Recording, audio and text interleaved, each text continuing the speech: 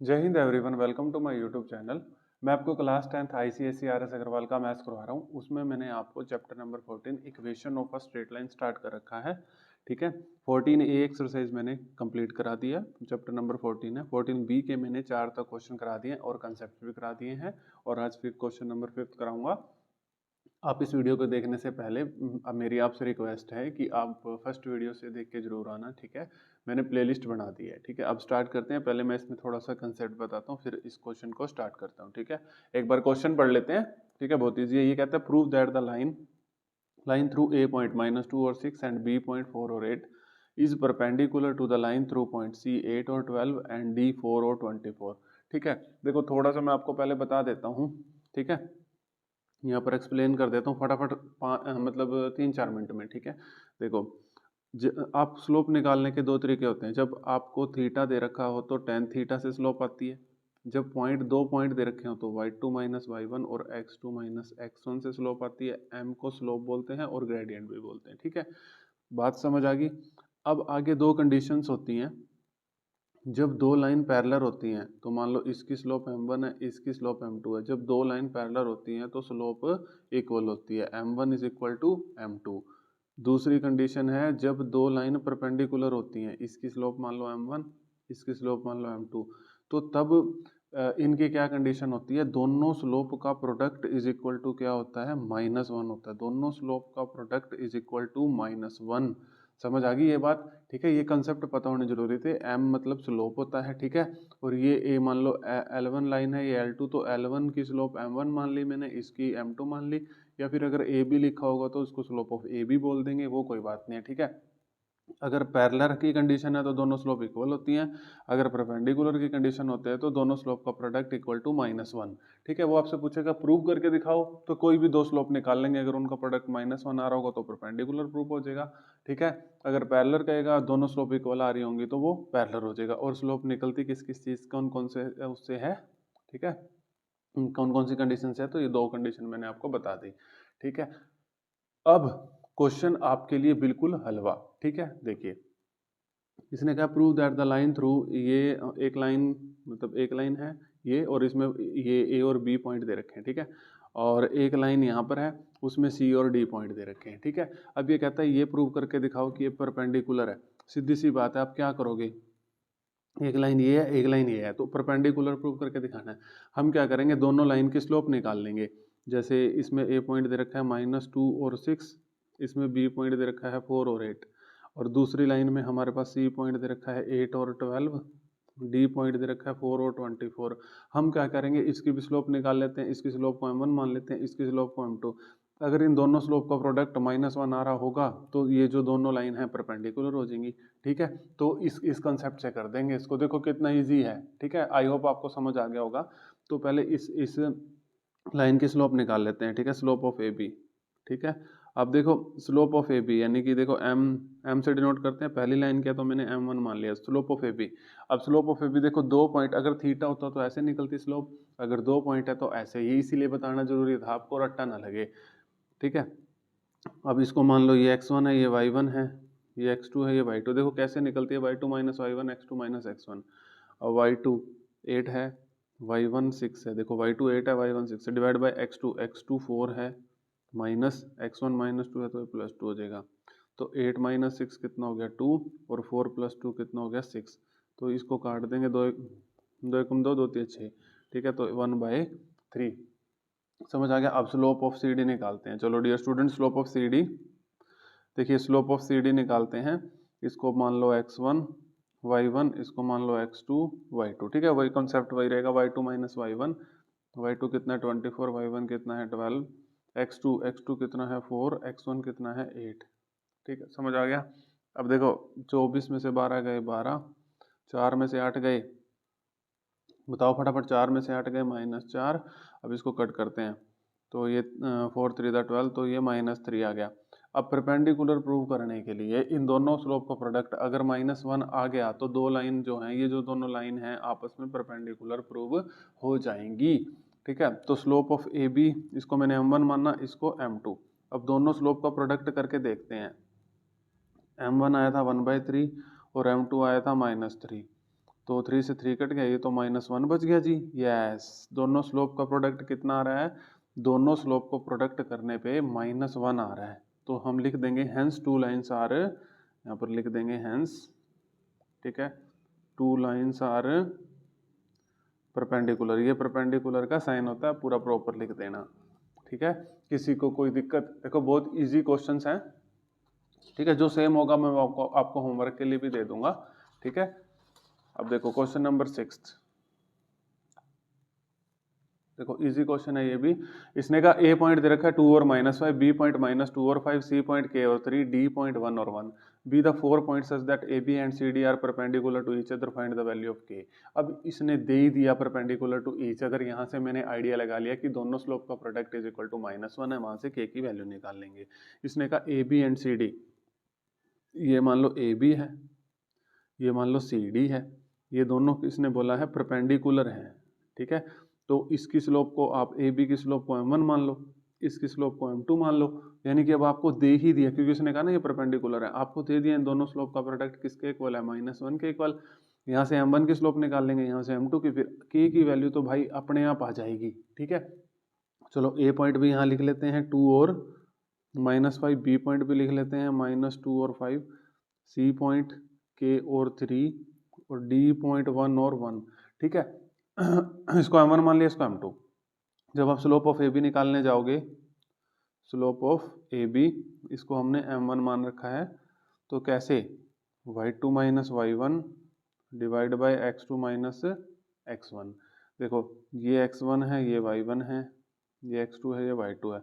y2 है 5, y1 है x2, y1 था -5 तो माइनस माइनस +5, x2 है -2 और माइनस x1 है 2, ठीक है। किसी को कोई दिक्कत, 5 और 5 ये हो जाएगा 10, -2 और -2 -4, ठीक है। कट करना है तो कट लीजिए, ठीक है, 2 दूनी 4, 2 पंजे 10, ठीक है, -5/2, ठीक है। कितना आ गया, -5/2। अब स्लोप ऑफ ए भी निकाल दिया, स्लोप ऑफ सी डी निकालते हैं, इसको m2 मान लो, ठीक है, ये भी ऐसे ही निकलेगा। इसको x1 मान लो, इसको y1, और इसको x2 और इसको y2, ताकि आपको कोई दिक्कत ना आए, ठीक है। तो y2 कितना है 1, माइनस y1 कितना है 3, और डिवाइड बाय x2 कितना है 1, और x1 कितना है k। तो ये आ गया -1 - 3 - 2 और 1 - k, ऐसे का ऐसे। अब आपको पता है ये वाली कंडीशन लग जाएगी, ठीक है। m मतलब इन दोनों स्लोप का प्रोडक्ट इक्वल टू -1, तो m1 आपने निकाला है -5/2, इनटू में m2 आया अपने पास -2, 1 - k और इज इक्वल टू -1, माइनस से माइनस कट गया, 2 से 2 कट गया, ठीक है। अभी आ गया 5, 1 - k इज इक्वल टू -1, ये 5 अब ये उधर जाएगा, ठीक है, -1 और ये है 1 - k, ठीक है। अब देखिए ये 5 आ गया, माइनस से मल्टी, ये -1 हो गया और ये +k हो गया। अब यहाँ से k की वैल्यू निकाल देते हैं डियर स्टूडेंट्स, ठीक है। यहाँ से k की वैल्यू रोको यहाँ लिख देते हैं, घबराना नहीं है। 5 इज इक्वल टू -1 + k की वैल्यू निकालनी है, 1 को उधर ले जाओ, 5 + 1 इज इक्वल टू 6, ठीक है। तो k की वैल्यू आ गई अपने पास 6, ठीक है। मैंने ये क्वेश्चन क्लियर किया है आई होप। तो अगर आपको कमेंट में, मतलब अगर आपको कोई दिक्कत है तो कमेंट बॉक्स में मेरे को बता देना जरूर, 100%, ठीक है। तो क्वेश्चन नंबर 6 भी हो गया। देखो बहुत आसान है, इस कंसेप्ट पे मैं सारे क्वेश्चन कराने की कोशिश करता हूँ आज, ठीक है। अगर वीडियो थोड़ी लंबी भी हो जाएगी तो कोई बात नहीं। इसने कहा है कि दो लाइन को हमने परपेंडिकुलर प्रूव करना है। देखिए दो line they the, 2x + 3y + 8 = 0, 27x - 18y + 10 = 0 are perpendicular to each other. हम क्या करेंगे, यहाँ से m1 स्लोप निकाल लेंगे, यहाँ से m2 स्लोप निकाल लेंगे। अगर उन दोनों स्लोप का प्रोडक्ट एक -1 के इक्वल आ रहा तो परपेंडिकुलर हो जाएगा, क्योंकि इस बार हमने प्रूव करके दिखाना है। तो दोनों स्लोप का प्रोडक्ट -1 के इक्वल आना चाहिए। अगर पहले से ही दे देता तो ये कंडीशन, फिर हम इस कंडीशन को यूज़ करके जो भी k p जो भी वैल्यू कहेगा वो हम फाइंड आउट कर देते हैं, ठीक है। अब देखिए, अब जब लाइन दे रखी हो ना, मैंने स्लोप इस तरीके से बता रखी है। देखो जब भी कोई लाइन दे रखी हो, मैं यही लाइन ही ले लेता हूँ यहाँ पे। Consider 2x + 3y + 8 = 0। देखो टीचर्स आपको स्लोप इंटरसेप्ट फॉर्म से भी बताएंगे कि इसको पहले y को mx + c से कन्वर्ट करो, अगर डायरेक्ट ऐसे दे रखी होती तो मैं सीधा कंपेयर करके m लिख देता। अगर ये डायरेक्ट ऐसे दे रखी, पहले मैं इसको कन्वर्ट करूंगा, ऐसे नहीं, इसको भी यूज करूंगा मैं क्वेश्चनों में तुम्हारे सामने, बिल्कुल यूज करूंगा। देखो इस तरीके से अगर इक्वेशन होती ना मेरे पास ऐसे y is equal to 3x plus 8, तो मैं इस स्लोप इंटरसेप्ट फॉर्म से सीधा कंपेयर कर लेता m की वैल्यू, देखो ये m ही तो स्लोप होती है, मैं सीधा लिख देता m इज इक्वल टू 3। लेकिन मेरे पास अभी ऐसी फॉर्म नहीं है, तो मैंने आपको लाइन की वो निकालने के लिए बताया था। लाइन की स्लोप कैसे निकालते हैं, minus coefficient of x, minus coefficient of, चलो मैं लिख देता हूँ यहाँ पे माइनस कोफिशिएंट ऑफ एक्स और divide by coefficient of y. ठीक है, अब माइनस ऐसे कैसे, कोफिशिएंट ऑफ एक्स देख लो क्या है, कोफिशिएंट जो एक्स के आगे होता है उसी को कोफिशिएंट बोलते हैं, कितना है 2, और कोफिशिएंट ऑफ वाई कितना है 3। देखो 1 सेकंड में आपने इसकी स्लोप निकाल दी। ठीक है, इसको m1 मान लो, -2/3, 1 सेकंड में। अब नेक्स्ट लाइन लो, 27x minus 18y plus 10 is equal to 0। अब इसकी स्लोप निकालो, m2 मान लो इसकी स्लोप को, तो माइनस कोफिशिएंट ऑफ x कितना है 27, कोफिशिएंट ऑफ y कितना है -18, माइनस से माइनस कट गया, 9 दूनी 18, 9 3 27, तो ये आ गया 3/2। अब ये कहता था इनको परपेंडिकुलर प्रूव करके दिखाओ, तो अगर दोनों स्लोप का प्रोडक्ट -1 के इक्वल आ रहा होगा तो परपेंडिकुलर हो जाएगा। पहली m1 आई थी -2/3 और m2 आई है 3/2, 3 से 3, 2 से 2 कट गया, 3 से 3 तो -1। यस, दोनों स्लोप का प्रोडक्ट -1 के इक्वल आ रहा है, हेंस टू लाइन्स आर, देखो कितने आसान क्वेश्चन है, टू लाइन्स आर परपेंडिकुलर। ठीक है, ये एक बार मैं दोबारा क्लियर कर देता हूँ। अगर लाइन दे रखी हो तो आपको स्लोप ऐसे निकलती है, minus coefficient of x divide by coefficient of y. नहीं तो आप पहले इस इक्वेशन को ऐसे वाई को इधर रखेंगे, उसको उधर लेके जाएंगे, सारी कन्वर्जन करेंगे तो थोड़ी देर लग जाएगी, है ना। ये भी याद रखो, ये भी याद रखो, कोई बात नहीं है। अगर आपने ये याद नहीं रखना तो पहले इसको प्रॉपर इस फॉर्म में बना लेना, फिर इसको इसी से कर सकते हो।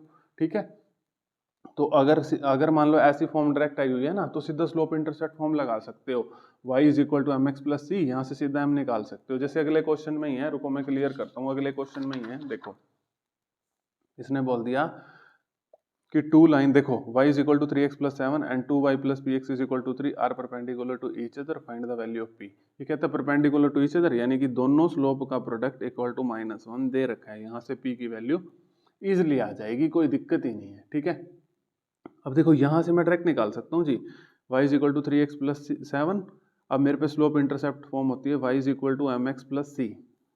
ठीक है, तो मैं इन दोनों को कंपेयर करके सीधा निकाल सकता हूँ। देखो m की वैल्यू यहाँ से तो मैं सीधा, मैंने m की वैल्यू 3 निकाल दी, और ये पहली लाइन थी तो इसको m1 मान लो, तो स्लोप मैंने सीधा देखो यहाँ से कंपेयर करके इस लाइन की तो निकाल दी। ठीक है, अब सेकेंड लाइन है 2y प्लस px -3 को इधर ले आओ इसको।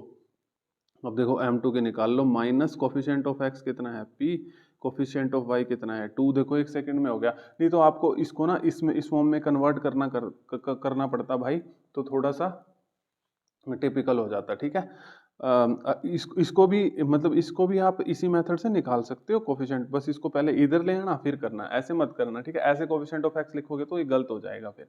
ठीक है, आई थिंक कोई कंफ्यूजन नहीं हो रही होगी। ठीक है, मैंने आपको दोनों तरीके से बता दिया। अब हमारे पास गिवन है m1 dot m2 is equal to -1, m1 है 3, m2 है -p/2 इज इक्वल टू -1, -1 से -1 कट गया और 2 ऊपर चला गया और 3 नीचे, तो p की वैल्यू आ गई अपने पास 2/3। ठीक है, कितनी आ गई p की वैल्यू, p की वैल्यू अपने पास आ चुकी है 2/3। ठीक है, किसी को कोई दिक्कत। और जो 8 का सेकंड पार्ट है ना स्टूडेंट्स, वो आप होमवर्क के लिए ले लेना, क्योंकि वो बिल्कुल सेम है, बिल्कुल सेम है डियर स्टूडेंट्स, बिल्कुल सेम, इसीलिए होमवर्क के लिए दे रहा हूँ। उसमें a की वैल्यू पूछी गई है और 12/5 आंसर होगा उसका। वो मतलब ऐसे ही 2 लाइन दे रखे हैं और a की वैल्यू पूछ रहा है, उसका करवाने का कोई तुक बनता नहीं है। ठीक है, कोई सेंस नहीं बनती है। ठीक है, क्योंकि सेम चीज़ है बिल्कुल, आप पक्का करेंगे इस क्वेश्चन को, है ना, तो उसका आंसर 12/5 है। ठीक है, जो इसका 8th का सेकंड पार्ट है।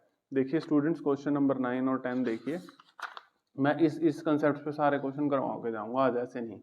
ठीक है, क्वेश्चन नंबर 9 देखिए, इसने कहा है पाइथागोरस का यूज मत करना, ये प्रूव करके दिखा दो। 3 पॉइंट दे रखे हैं, A13, B3 और -1, C -5 और -5 are the vertices of a right angle triangle.